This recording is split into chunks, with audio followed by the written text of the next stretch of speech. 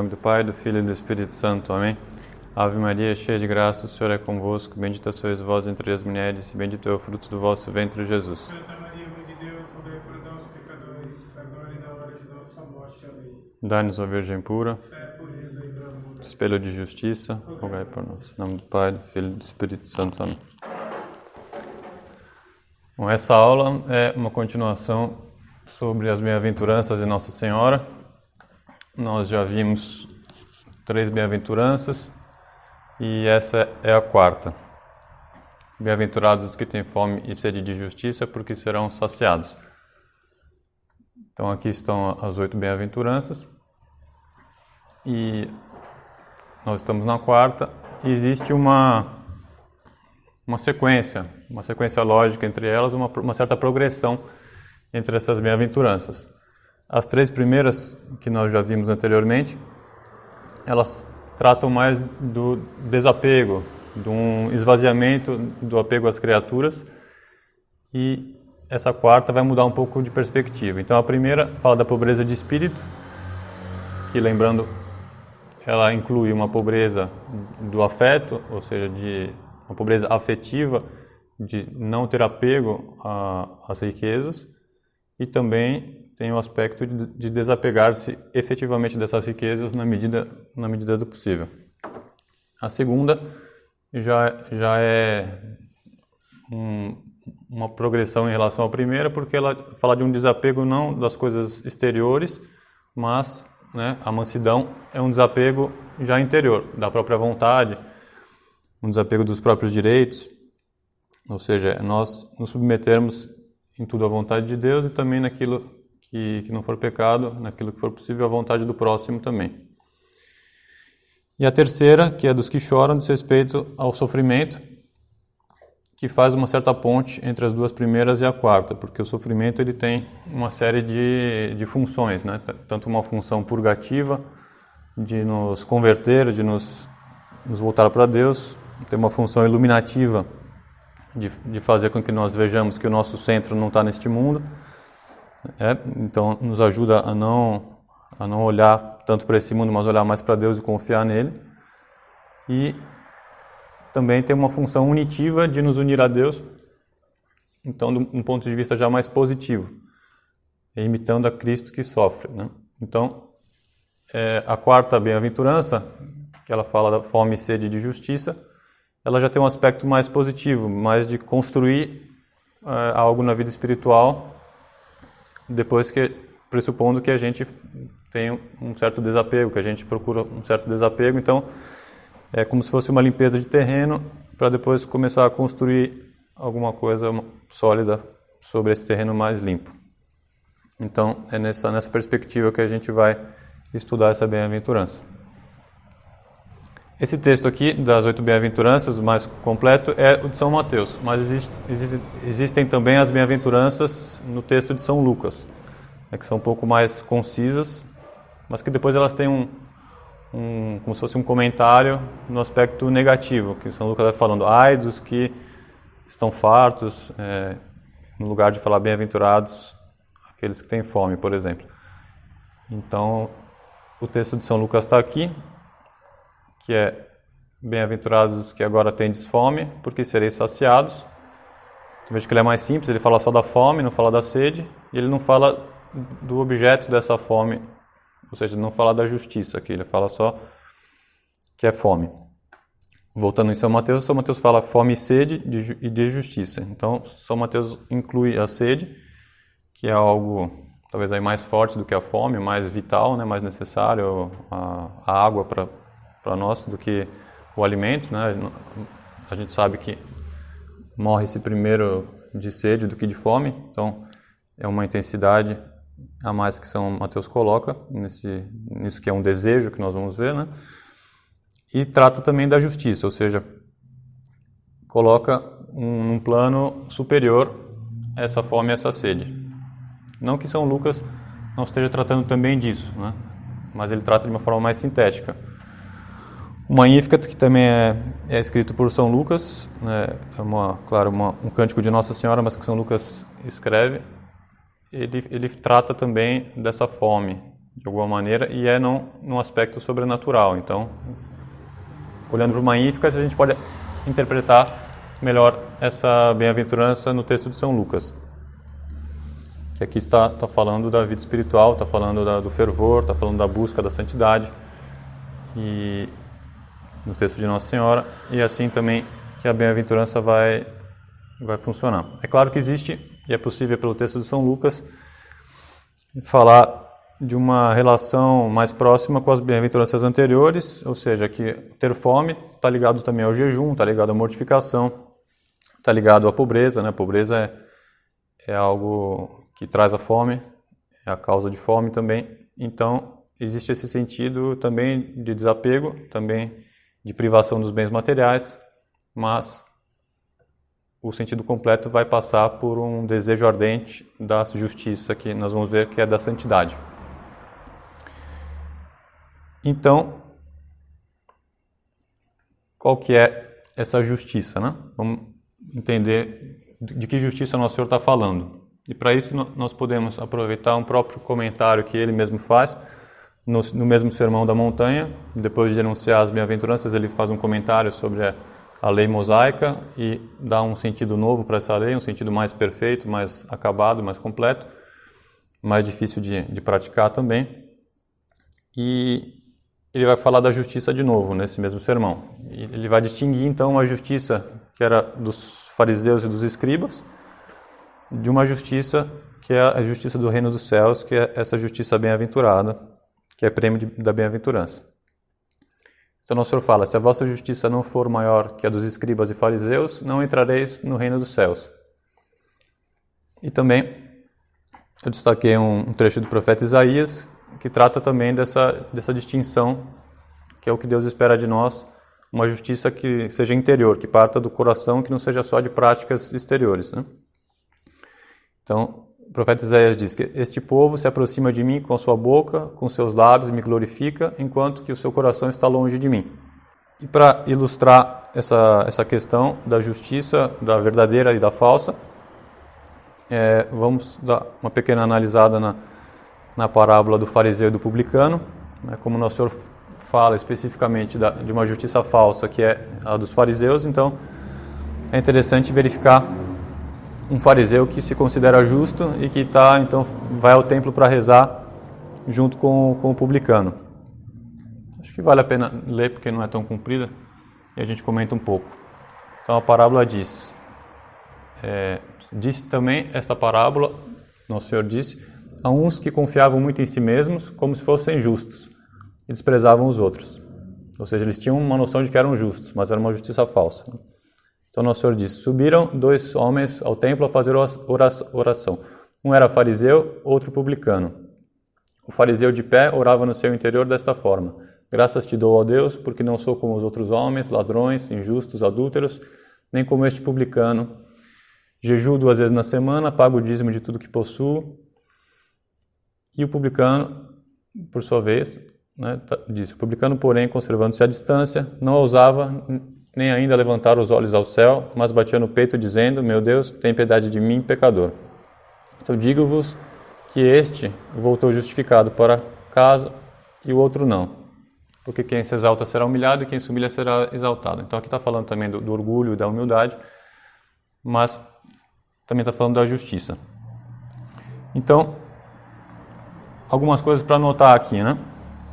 Primeiro, que o fariseu ele não tinha nenhuma vontade de progredir, ele não tinha nenhum desejo, não tinha nenhuma fome, nenhuma sede de justiça. Ele já se considerava justo, ele considerava o publicano injusto e apontava para a injustiça do publicano, dizendo que ele não era ladrão, não era injusto e assim por diante.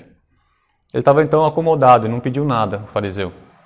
A gente pode ver que o fariseu faz aqui uma espécie de oração de ação de graças apenas, mas que elogia muito mais a si do que agradece a Deus. Exatamente, é muito mais voltado a ele mesmo, a gloriar-se de si mesmo do que de Deus. Ele está falando, agradecendo a Deus, mas na verdade é uma contradição, de certa forma, porque a causa desse bem não é Deus, né? É ele mesmo, ele que está fazendo tudo certinho.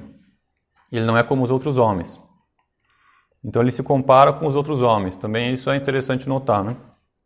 Que para agradar a Deus, nós temos que cumprir aquilo que Deus nos disse no final desse mesmo Sermão da Montanha, que ele diz: sede perfeitos como o vosso Pai Celestial é perfeito. Ou seja, a comparação que nós devemos fazer para agir e para julgar a nossa posição é com Deus. É isso que nosso Senhor nos propõe. A perfeição como Deus Pai é perfeito. Então, a gente não deve se comparar aos outros para ver se a gente é melhor ou não que os outros. Não é isso. Ele não disse sede melhores que os outros. Ele disse sede perfeitos como o vosso Pai Celestial é perfeito. Então, o fariseu fez justamente o contrário. Ele não se comparou com Deus para se humilhar, para ver como faltava para ele. Mas ele se comparou com os outros, que exteriormente ele via como pecadores, mas que ele não via o interior.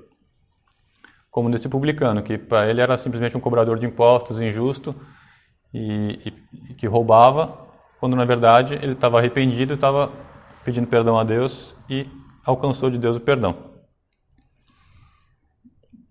Então, nosso Senhor usa essa questão dos fariseus para fazer essa contraposição, né? Nós sabemos que os fariseus também, eles tinham toda uma casuística do Talmud, toda uma série de regras que eles aumentavam, além da lei mosaica, eles faziam comentários colocando novas regras ainda, e nosso Senhor trata disso como se eles estivessem colocando um grande fardo, né, nas costas dos outros, que eles mesmos não carregavam esse fardo, ou seja, era uma coisa que eles exigiam dos outros, mas que no fundo não cumpriam aquelas mesmas regras que eles estavam exigindo, né? E essa diluição de regras, essa diversidade e esse peso também confrontam com a lei única da caridade, que nosso Senhor pôde resumir no mandamento de amar a Deus sobre todas as coisas, né, de todo o entendimento, de todo o coração, que é uma coisa única e que é, claro, mais perfeita. E também o jugo que nosso Senhor veio trazer não é como o dos fariseus, né? Não é como esse jugo pesado para os outros e que eu não carrego, mas é um jugo leve, é um jugo suave, um peso leve que nosso Senhor vem propor para nós, para cumprir essa justiça de maneira sincera e interior acima de tudo, que vai se transbordar também em atos exteriores, né? Essa é a ideia, que nós somos feitos de corpo e alma, mas que tem que partir sempre do interior. Não pode ser uma coisa falsa, só de fachada, né? E também disso trata São Luís de Montfort, quando ele fala no Tratado da Verdadeira Devoção a Nossa Senhora, ele fala das devoções falsas, dos falsos devotos, ele fala dos devotos exteriores.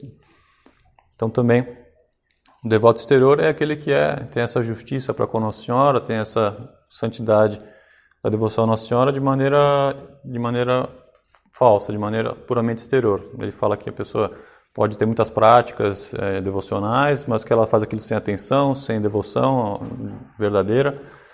E especialmente ele fala que o devoto exterior, ele não violenta as próprias paixões. Então, que não adianta cumprir uma série de regras de maneira mecânica ou de maneira rotineira, sem que isso esteja vinculado a uma mudança interior, a uma conversão interior para Deus, a um desejo realmente de agradar a Deus e de progredir sempre, né?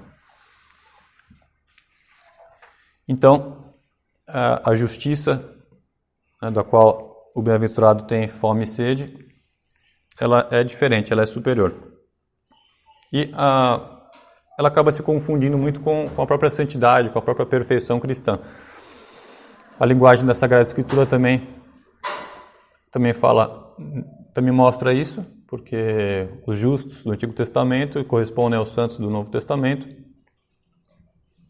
Tem uma diferença terminológica, mas claro que as duas palavras têm muito a ver também, porque não é uma convenção simplesmente chamar de justo antes e depois de santo, mas isso decorre da natureza íntima mesmo do que é a justiça, né? A justiça, mesmo considerada do ponto de vista natural, como descrita por Aristóteles, e São Tomás de Aquino vai aproveitar isso, ela consiste na virtude de dar a cada um o que é seu, dar a cada um o que lhe é devido. E, portanto, se a gente considera Deus como destinatário dessa virtude, a justiça é também a santidade, porque para ser justo com Deus é preciso dar a Deus tudo o que lhe é devido. É por isso também que a religião é tratada como um primeiro dever de justiça, ou mesmo como uma virtude derivada da virtude da justiça. Portanto, a santidade e a justiça não é por acaso que elas são conversíveis uma na outra, né? Mesmo alguns santos do Antigo Testamento, alguns justos do Antigo Testamento acabam sendo chamados de santos, como Santo Elias, que tem, apesar de que ele tem um papel também no futuro, né? Mas vamos ver agora a questão da fome e da sede. Então nós vimos o que é essa justiça superior, e agora vamos tratar um pouco do que é a fome e a sede dessa justiça. Fome e sede significa um desejo, né? Mas é um desejo que não é qualquer desejo. Tem uma história, né, que o padre Afonso Rodrigues relata de São Tomás, bem simples, que São Tomás tinha uma irmã e que uma irmã, conversando com ele, perguntou o que ela poderia fazer para se salvar, né? Então, como ela poderia se salvar? E São Tomás responde, querendo pode se salvar. Então parece muito simples, né? Mesmo Santo Afonso também fala que para ir para o céu basta querer. Agora, esse desejo não é um desejo comum, né? Não é um qualquer querer, é um querer muito, muito profundo, muito verdadeiro, é um desejo ardente mesmo. É claro que se todo católico, se for perguntado para ele se ele quer ir para o céu, se ele quer ser santo, né? Se ele quer ser santo, ele vai dizer que quer, mas não é todo católico que tem esse desejo ardente. Se tivesse, de fato, seria santo, porque seria saciado, como diz a bem-aventurança. Então, existe uma gradação. Quanto maior é esse desejo, quanto mais ardente é esse desejo, mais ele vai ser saciado por Deus, mais a pessoa vai alcançar, de fato, a santidade, porque Deus dá na medida dos nossos desejos também. Também é algum santo que diz isso. Então, é um querer especial, é um desejo de toda a inteligência, de toda a vontade.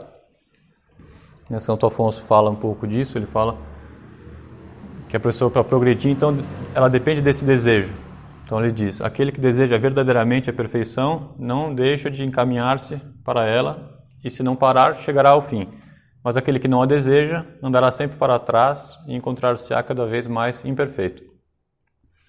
Então é aquela coisa de que isso decorre do peso que existe em nós do pecado original, ou seja, a concupiscência do pecado, ela faz com que a nossa vontade tenda àquilo que é menos perfeito, tenda aos bens de maneira desordenada, e é preciso então colocar uma força, uma violência contra si mesmo, renunciar a si mesmo, como diz Nosso Senhor, para que nós possamos então vencer essa força de desordem que está em nós desde o pecado original e também é agravada pelos nossos pecados atuais.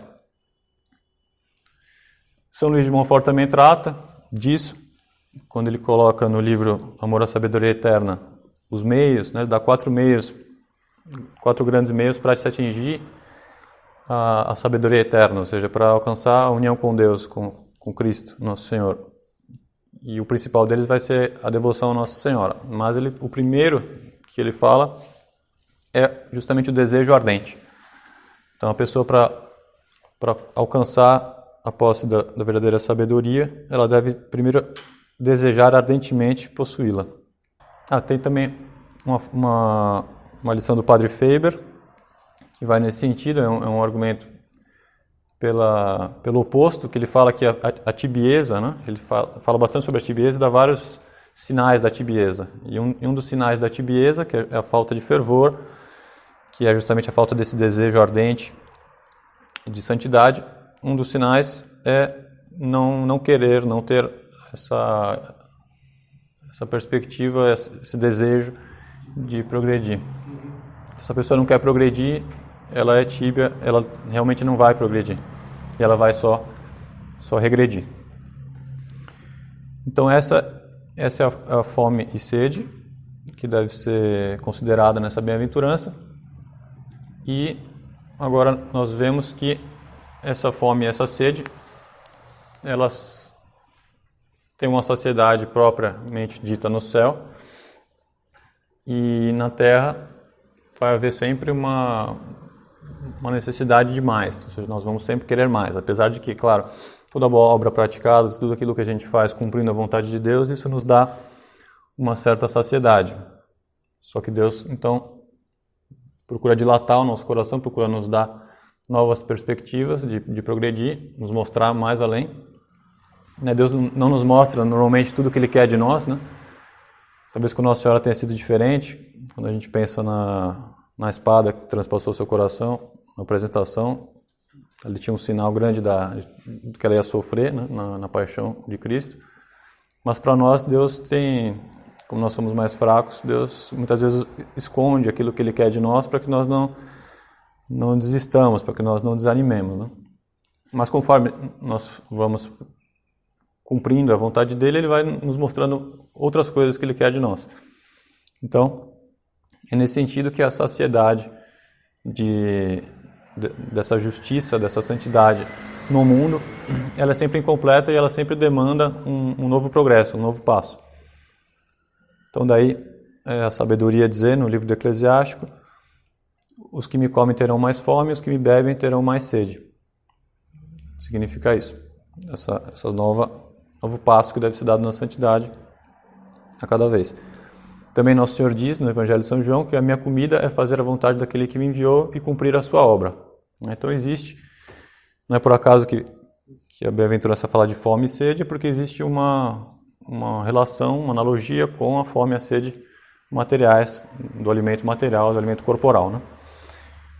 E da mesma forma que nós comemos e bebemos e depois temos fome novamente, e assim nós vamos desenvolvendo o nosso corpo, vamos crescendo e vamos mantendo e desenvolvendo a saúde do corpo, assim também na alma acontece de maneira análoga, que ao cumprir a vontade de Deus, nós também vamos tendo essa saciedade parcial e depois novamente temos fome para um novo alimento e um novo progresso, um novo desenvolvimento dessa nossa estrutura espiritual, vamos dizer assim. Então, a necessidade desse alimento, dessa santidade, desse progresso, é uma necessidade constante, assim como nós temos constantemente a necessidade do alimento corporal. Agora tem uma questão que a gente pode se colocar, que é, se eu não tenho esse desejo, né? Se eu não quero ser santo, não me vem na cabeça ser santo, enfim, eu até admiro, mas não tenho esse desejo. Eu sou humilde, Então eu sou humilde, o professor está dizendo aqui. Não quero ser santo, porque não cabe a mim isso, né? Bom, como nós já falamos, Deus quer isso de todo mundo, né? São Paulo fala também de que a vontade de Deus é a nossa santificação. Então, se Deus quer isso de nós, Ele também nos deu meios, né? E existem alguns meios para isso. Eu coloquei aqui, claro que pode haver outros meios, e também não é necessário que nós procuremos progredir em todos esses meios de uma vez, mas às vezes vale a pena focar em um que seja mais fraco, fazer uma estratégia de progresso que seja sustentável, vamos dizer assim, né? Mas acho que vale a pena falar da meditação como um meio muito importante para alcançar esse desejo de santidade. Por quê?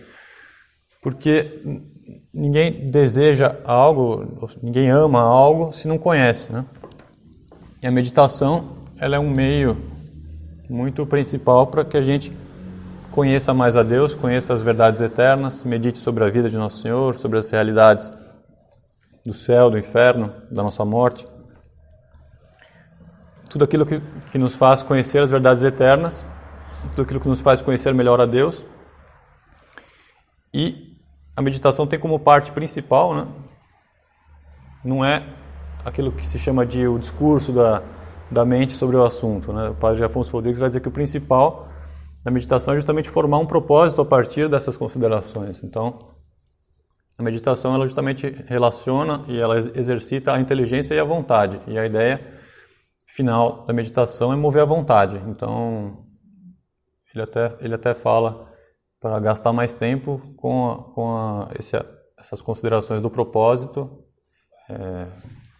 incentivando a própria vontade a adotar aquele propósito e incentivando-se a considerar os motivos desse propósito do que propriamente considerar as verdades que nós nos colocamos anteriormente. Então, o foco, o objetivo é justamente acender esse desejo, né? Tem um salmo que trata disso, que fala de que na meditação se acende um fogo, e essa é a ideia aqui. Então, tem um pequeno trecho do Padre Daillé, naqueles exercícios que ele tem, que a editora Pinos publicou, que são exercícios preparatórios para a consagração a Nossa Senhora, conforme o método de São Luís de Montfort. E o Padre Daillé diz assim: para desejar e buscar essa divina sabedoria, é necessário que nos dediquemos a conhecê-la. Então, é necessário que nos dediquemos a conhecê-la, como já começamos a fazer em nossas primeiras meditações. Pois é possível amar o que não se conhece? Pode-se verdadeiramente desejar o que se conhece apenas imperfeitamente? Então, para obter esse desejo ardente é necessário amar, e para amar é necessário conhecer. Então aqui está um caminho possível, que é a meditação, um caminho muito, muito recomendado, muito utilizado pelos santos, por Nossa Senhora inclusive, que meditava todos os acontecimentos de seu filho e guardava no seu coração todas essas verdades.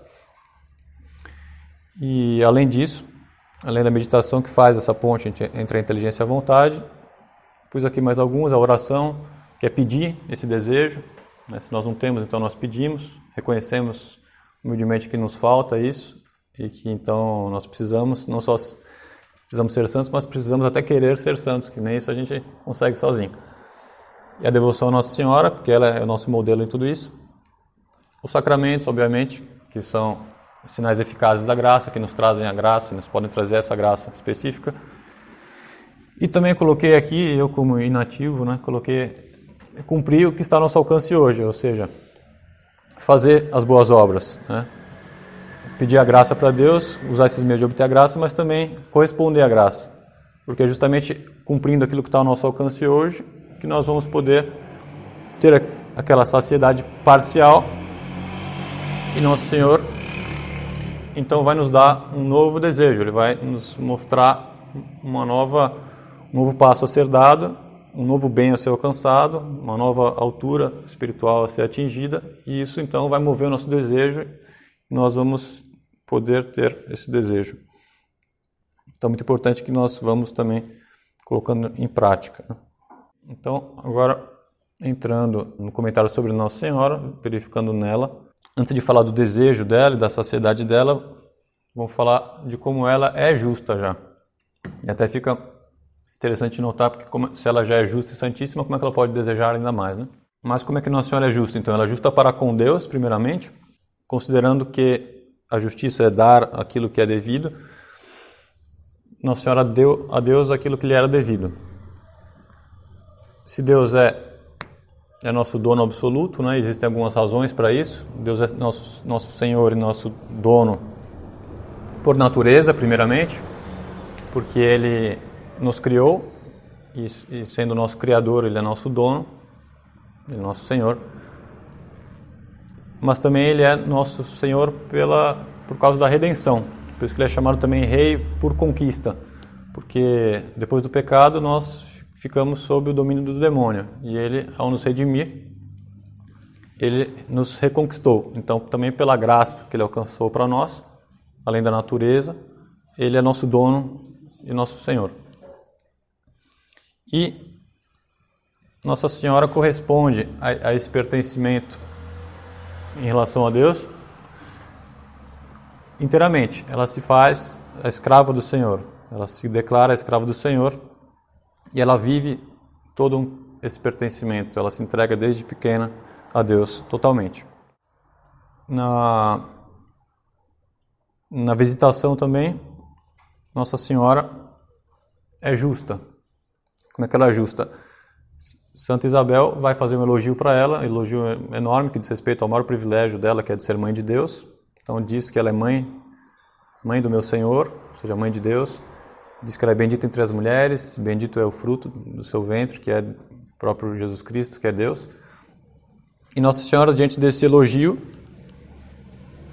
ela vai vai fazer o canto do Magnificat, e ela, como se ela cortasse esse elogio, tirasse o foco dela imediatamente e direcionasse tudo para Deus, remetesse toda a glória a Deus. É o que ela faz exatamente, porque ela vai dizer que aquilo só aconteceu com ela, ou seja, a grandeza dela decorre da bondade de Deus, é porque Deus foi misericordioso, é porque Deus lançou os olhos para a baixeza de sua serva, é porque Deus olhou para essa baixeza, é porque Deus é poderoso, porque o seu nome é santo.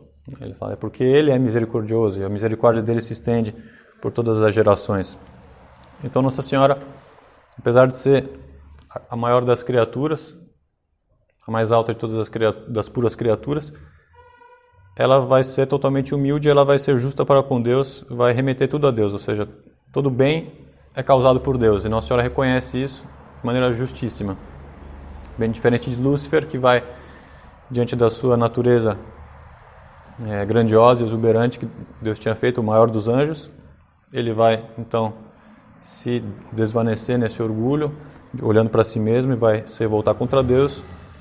Nossa Senhora, que na natureza era menor que um anjo, mas pela graça era muito maior do que Lúcifer, ela não vai olhar para si mesma, senão para reconhecer que ela é uma escrava, que ela tem a baixeza, que ela vai se humilhar o máximo possível e que todo bem, então, vem de Deus. Então, Nossa Senhora também, ela foi concebida imaculada, então ela vai manter esse coração imaculado até a sua assunção. Então, ela é justíssima para com Deus. Ela, em momento algum, ela desrespeita qualquer vontade de Deus. Em momento algum, ela faz nada que fosse contra a vontade de Deus. E é por isso que nós a chamamos espontaneamente de Santíssima, porque ela é também justíssima. Então, assim, Nossa Senhora é justa para com Deus. Mas Nossa Senhora também é justa para com os homens, porque Nossa Senhora cuida das nossas necessidades, tanto espirituais quanto materiais. Seria um erro pensar, por exemplo, que Nossa Senhora não se preocupasse com as pessoas que moravam perto dela, com as pessoas, os mais fracos daquele tempo, né? Se nós considerarmos que os profetas, como o profeta Isaías, como o profeta Jeremias e dentre outras passagens, falam sempre da necessidade de fazer justiça para com os órfãos, com as viúvas, com os peregrinos, ou seja, aquelas pessoas que mais necessitam, que têm até os seus direitos naturais sendo violados e sofrem abuso da parte dos mais poderosos. Nossa Senhora, ela não estava alienada desses problemas, ela mesma se considerava uma entre esses mais fracos da sociedade, né? Então, muito provavelmente também sofria na mão dos mais poderosos, como dos fariseus, por exemplo. Mas ela não vai se revoltar quanto a isso. Ela põe todo o auxílio em Deus, toda a confiança em Deus, como o Magnificat deixa ver também. A senhora fala do poder de Deus que vai dissipar, já fala no passado, né, como uma vitória já conquistada, que dissipou aqueles que se orgulhavam com os pensamentos do seu coração, que Deus depôs os poderosos do seu trono e elevou os humildes, acumulou de bem os famintos e despediu os ricos de mãos vazias. Então Nossa Senhora vai ter muito a peito essa justiça para com os homens, mas ela não vai ser uma revolucionária, uma revoltosa. No lugar disso, ela vai colocar todo o auxílio em Deus, toda a confiança em Deus e fazer da parte dela tudo aquilo que ela poderia fazer para ajudar, né? Certamente ela ajudava com quem ela conviveu aqui na Terra. E claro que o auxílio espiritual que ela vai dar é muito maior, que ela vai ser nossa corredentora, ela vai viver toda a vida para a nossa salvação. Mas ela já dá aos homens tanto aquilo que eles necessitam materialmente quanto espiritualmente. Ela dá muito mais do que nos é devido, claro. Porque se ela certamente concorreu para auxiliar nos direitos naturais que os homens têm, ela nos deu algo que é muito além da nossa natureza, muito além daquilo que nos era devido, que é a salvação. Ou seja, os homens, por si sós, nunca conseguiriam alcançar a graça, a vida espiritual. E Nossa Senhora, então, diante da graça que Adão e Eva haviam perdido, e diante da necessidade que todos nós tínhamos do perdão de Deus, ela vai obter isso para nós, com a custa do próprio sacrifício, a custa do sacrifício do seu Filho. Então, Nossa Senhora é justíssima. Então, nós nos perguntamos se ela já é justíssima, e ela já conseguiu para nós o maior bem possível, que é a salvação, como é que ela pode ter, então, um desejo ardente de justiça? Como é que ela pode ter fome e sede de justiça se ela já é santíssima, se ela já é justíssima? A gente pode ter já um sinal disso se nós pensarmos uma comparação dela com os patriarcas e os profetas. Os profetas tinham um desejo ardente de Nosso Senhor, que era o justo, né? Da justiça em pessoa, que viesse então satisfazer as necessidades dos homens que haviam se perdido. Então, se Nossa Senhora é a rainha dos patriarcas e profetas, nós podemos pensar e concluir que, muito mais do que eles, ela desejou a salvação dos homens, ela desejou a justiça dos homens para com Deus.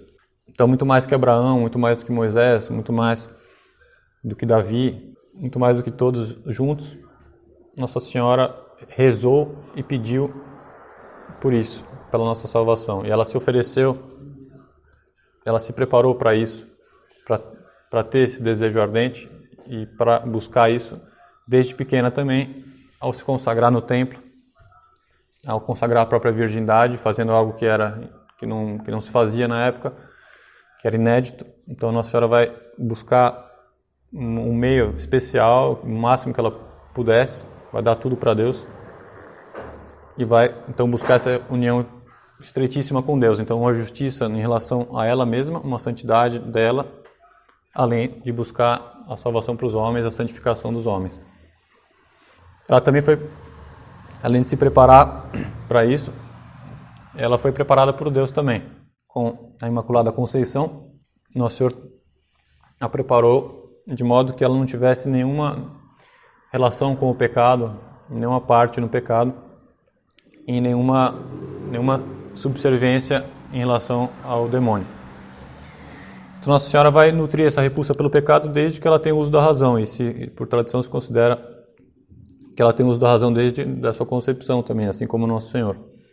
Então ela desde que ela existe como ser humano, ela já repele o pecado, não só no seu ponto de vista, ou seja, de ela não pecar, mas como o pecado que os homens cometeram e que cometem e que virão a cometer ainda. Então, Nossa Senhora foi uma inimiga do pecado, uma inimiga da injustiça, portanto, desde que ela existe como criatura. E é certo que muito mais do que os profetas, muito mais do que os patriarcas, Nossa Senhora pediu, Nossa Senhora rezou. É por isso que o anjo Gabriel, quando ele vem anunciar a encarnação, ele diz que Nossa Senhora encontrou graça diante de Deus. Então, se Nossa Senhora encontrou graça, é porque Nossa Senhora estava procurando muito essa graça. Então, o anjo veio dar uma resposta para a oração dela. Certamente ela, mais do que todos, queria a redenção do gênero humano. E, claro, a encarnação é esse momento supremo da graça, quando Deus vem ao mundo, mas depois isso tem um desenvolvimento. Nossa Senhora continua querendo unir-se a Deus sempre mais, e ela vai progredindo também de plenitude em plenitude, está algo misterioso, mas ela vai, por exemplo, em Pentecostes, ela teve uma nova plenitude, e ela buscou unir-se a Deus cada vez mais, e é claro que ela teve um desejo ardente de nos redimir, de passar juntamente com Nosso Senhor a paixão, porque se Nosso Senhor desejou ardentemente celebrar a Páscoa, que era a paixão dele para nos salvar, também Nossa Senhora certamente estava junto com ele nesse desejo de passar a paixão, ou seja, ela é a nossa corredentora também por isso. Então, e ela queria também, certamente, ardentemente, a visão beatífica, queria ir para o céu, ver a Deus, ver a Trindade face a face. E além de querer unir-se a Deus, ela continuou querendo unir os homens a Deus, né? Tanto na paixão, consumando então o sacrifício de seu filho e obtendo a salvação para os homens, quanto mesmo depois, né? Depois ela vai continuar buscando essa santidade, ela vai ficar ainda muitos anos na terra, cuidando da igreja nascente, cuidando de comungar muitas vezes, certamente a cada comunhão também ela tinha um novo progresso, ela aproveitava maximamente dessa união com Deus, e ela continua buscando para nós, até hoje ela continua desejando a nossa santificação, desejando a conversão dos pecadores, né, como boa mãe. Então, como boa mãe, ela cuida da igreja que tinha acabado de ser fundada por Nosso Senhor, e ela, depois de ser assunta, também continua cuidando de nós como mãe lá do céu. Então ela continua buscando ardentemente, querendo ardentemente a conversão dos pecadores, a perseverança dos justos e a santificação de todos os cristãos. Então, essa atividade de Nossa Senhora, ela foi desde que ela é concebida e continua até hoje no céu, esse desejo ardente de Nossa Senhora. Então, com isso nós tratamos do desejo de Nossa Senhora.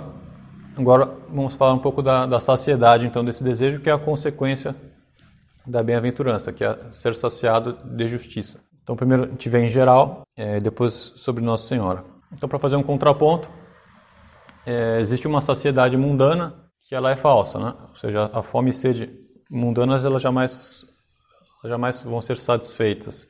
Se nós buscamos os prazeres, nós buscamos as riquezas, se nós buscamos as honras mundanas, a vanglória, todos esses bens temporais, eles são caducos, eles vão perecer, eles não vão nos satisfazer porque nós não fomos feitos para eles, né? Fomos feitos para a verdade, nós somos feitos para o bem, para a beleza que estão em Deus, que são Deus. Então, São Lucas, ao terminar de anunciar as bem-aventuranças no texto mais curto dele, ele vai dizer: ai de vós, os que estáis saciados, porque vireis a ter fome. Então, essa é a saciedade do mundo, a saciedade com os bens terrenos, ou então aquele sentido da tibieza, né, que não tem desejo de progredir. Aquele sentido do fariseu também, o fariseu que se considerava justo, que agradecia a Deus porque ele era bom, não porque Deus era bom, né, porque ele mesmo era bom. Então ele estava saciado, ele não buscava mais justiça, né? O publicano, ele pediu perdão, ele estava buscando algo, ele fez um pedido, né? E o fariseu não faz esse pedido. Eu me esqueci de falar na hora da parábola que é interessante ver que o fariseu, ele fala: ó Deus, graças te dou, ó Deus. E o publicano, ele fala: meu Deus. Então é interessante, é diferente, porque o modo do publicano falar mostra como ele estava mais unido a Deus já, como ele tratava Deus como sendo posse dele, porque ele confiava em Deus, ele via Deus como um pai, ele via Deus como alguém que daria o perdão a ele, que era o que ele estava buscando. E o fariseu já fala de maneira um pouco mais distante, né? Então, essa fome dos prazeres, das honras, das riquezas, essa fome mundana, ela não vai ser saciada. E nós vemos exemplos disso, né? Se pegarem pessoas famosas que estão em depressão, que são os campeões da depressão, que se suicidam, pessoas muito ricas que enriquecem injustamente, né? Como alguns políticos que nós conhecemos, e que não se cansam de querer mais riquezas e mais riquezas para ter um gozo, para ter um uso, não fazer um mau uso delas. E também coloquei aqui um trecho da parábola do filho pródigo, que também ilustra essa insatisfação diante dos bens terrenos, quando eles são buscados para saciar o coração do homem, mas não saciam, né? Então, o filho pródigo, depois de ter conseguido a herança dele, depois de ter gastado muito mal essa herança, acabou com tudo. E aí o Evangelho fala: depois de ter consumido tudo, houve naquele país uma grande fome, e ele começou a sentir necessidade. Então ele buscou tudo aquilo que ele podia, gastou tudo que ele conseguiu dos bens terrenos e não ficou satisfeito. Pelo contrário, ele passou fome, ele teve necessidade. É então que ele foi se lembrar do pai dele, que era bom e que representa a Deus, né? Então, essa é a falsa saciedade mundana, que nos deixa sempre com um amargor na alma, né? Se diz que aquilo que começa doce termina amargo, e aquilo que começa amargo termina doce. Então, essa fome e sede mundana são assim, elas começam doces, elas nos dão ali uma alegria passageira e depois nos trazem o arrependimento, o amargor, o remorso. Então, nos trazem uma infelicidade, né? Não uma bem-aventurança.